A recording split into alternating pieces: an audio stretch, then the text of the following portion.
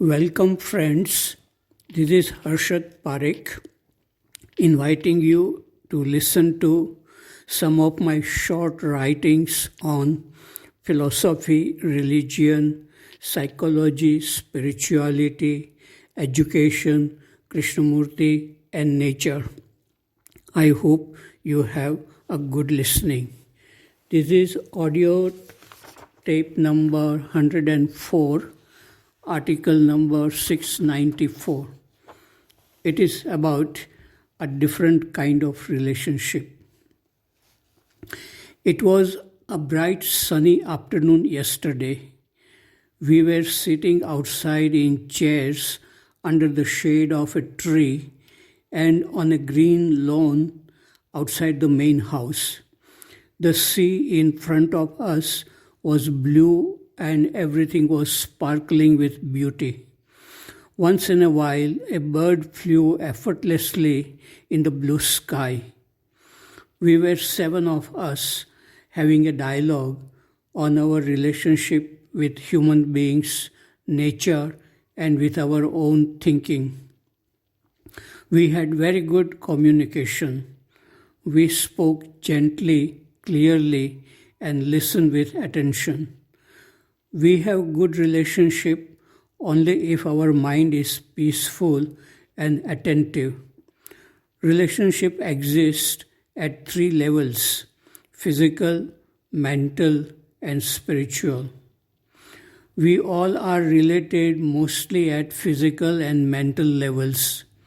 Spiritual relationship is the highest form of relationship in which people can relate without having images about each other. There is ever renewing freshness in such a relationship. Even when you are alone, you are related with nature in a peaceful way in such a relationship. One can never feel lonely in such a relationship. I remember my first meeting with Krishnamurti in Ojai in 1977. It was a purely a non-verbal meeting in which we looked at each other with a silent mind and shook our hands. He was standing alone under a tree after one of his talks. In his presence, my mind also became silent. He talked about this kind of relationship all throughout his life, in which he can see people and nature with a silent, attentive mind. Such relationship is very rare in our existence. Article number 695. It is about a dialogue among teachers. Very rarely I read my old diaries. Yesterday, I picked up randomly one of my old diaries written in 1981. I found something interesting written on September 10 about a Rishi Valley teacher's dialogue in which Achyutji, Patwardhan, Mr. Narayan, the principal, Rajesh Dalal, and I were the main participants. The teachers' dialogue meeting started with Srinivasan giving a summary of Professor Hiralal's talk on chemistry of dynamic systems. Professor Hiralal had said, to quote, "To ask the right question is very important to understand a problem." Unquote. Srinivasan asks, how do we know if we are asking the right question? Achyutji said, right and wrong both are conditioned questions.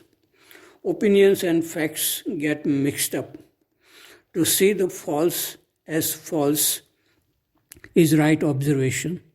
The right observation is without distortion of conditionings. JP said, "This is too intellectual for me to understand. Would you make it simpler?" Achuji said, I will give you a concrete example. There is the phenomenon of conversion of Harijans or untouchables or lowest caste Hindus to Muslim religion.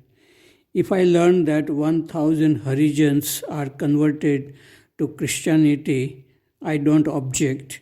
But if they are converted to Islam, I object because Islam ill treats women. This is a fact without distortion. I see it clearly. I said, Achuji, when you see people as Hindu, Muslims, Christians, there is already a distortion. Whenever there is a duality, there must be a distortion. I think most of the teachers were surprised and stunned by my speaking and contradicting Achuji, a highly respectable old gentleman with a ready smile and winning humility. I respect him very much, but I must speak clearly my own thoughts. Achuji admitted that there was distortion in looking at people as Hindus, Muslims, and Christians.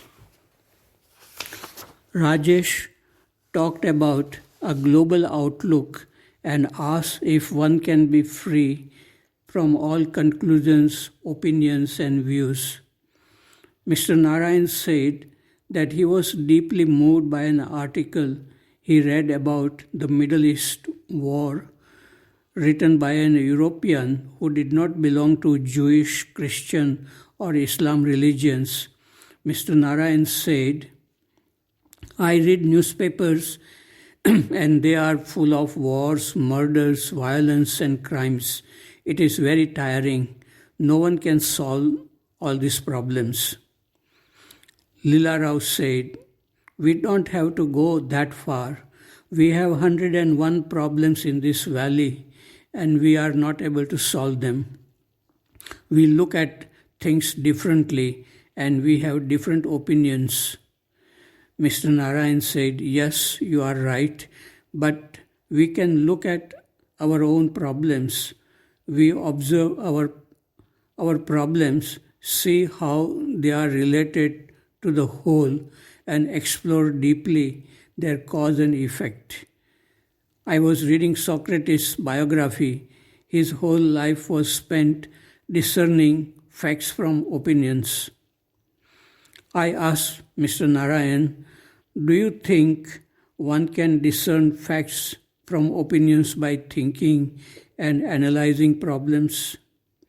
Mr. Narayan answered, no, but analysis has a value. If you want to solve a mathematical problem, you need to think and analyze. Don't you agree? I said, yes, in the field of science, you need to think and analyze, but it does not work in the psychological field. If you want to solve problems like jealousy, greed, fear, and anger, analysis is useless. Analysis leads to further analysis, and there is no end to it. It sustains the division between the analyzer and the analyzed. Analysis must drop away to be free from psychological problems. Achuji said, analysis has limited value. It makes one aware of deceptions. I said, Duryodhan had knowledge of what was dharma and what was adharma. He had discovered this either through analysis or directly that he lived a life of adharma, yet he was unable to be free from it. Analysis leads to conclusions, but it does not bring freedom. Once a psychologist came to Krishnamurti asked him, what do you do? The psychologist answered, we make people fit into society. Krishnamurti asked, is society fit? This is the limitation of psychology and analysis. Mr. Narayan asked, is it possible to discover truth in a flash without analysis. I understand that analysis sustains the division between the analyzer and the analyzed, the observer and the observed. A Buddhist once said, I have no view, but it contains the right view. A Buddhist thinks that there is no observer in the act of observation. A Hindu thinks if there is no observer, then what is observed? I said, sometimes analysis becomes a burden. Some people have become more disturbed after reading and listening to Krishnamurti's talks.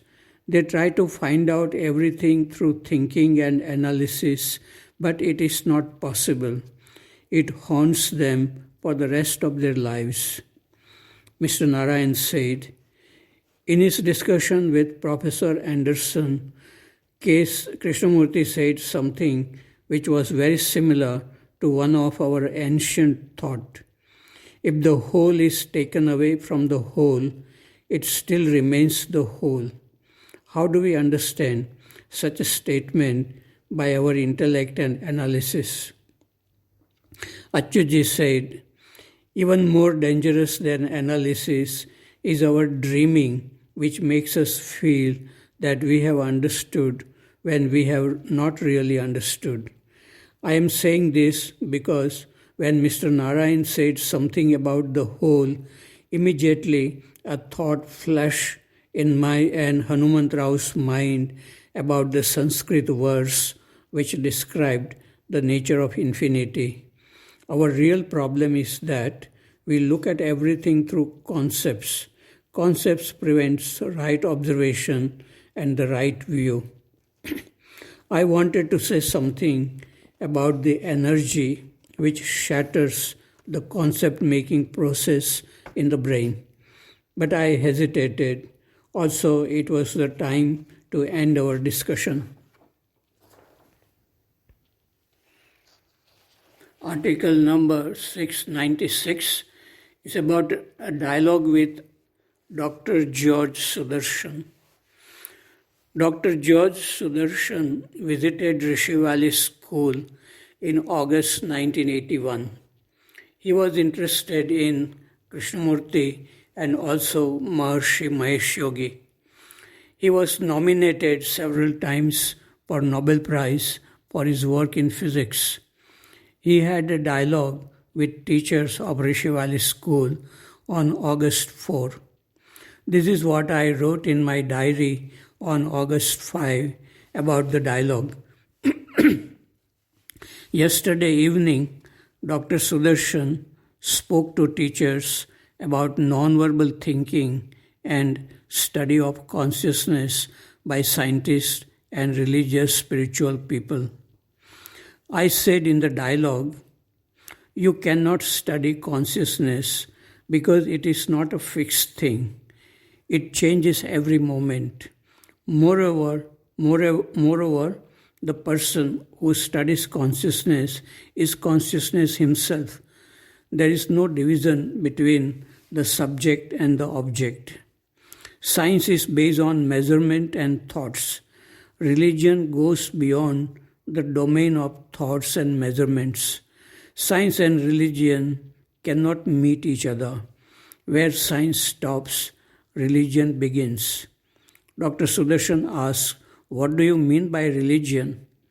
I said, the aim of religion is to come to a state of mind which is silent but awake. This is what Krishnamurti calls the choiceless awareness. In such a state, there is no analysis and there is nothing to find out. Dr. Sudarshan said, you are right, but how many people can do this? Dr. Sudarshan said that weather is changing every moment, but you can study patterns of weather. Similarly, the patterns of consciousness can also be studied. But I feel that we cannot compare consciousness with weather. In studying weather, one maintains the division between the subject and the object, and it works well to some extent. But in the case of consciousness, the division between the subject and the object can only lead to endless analysis and conflicts.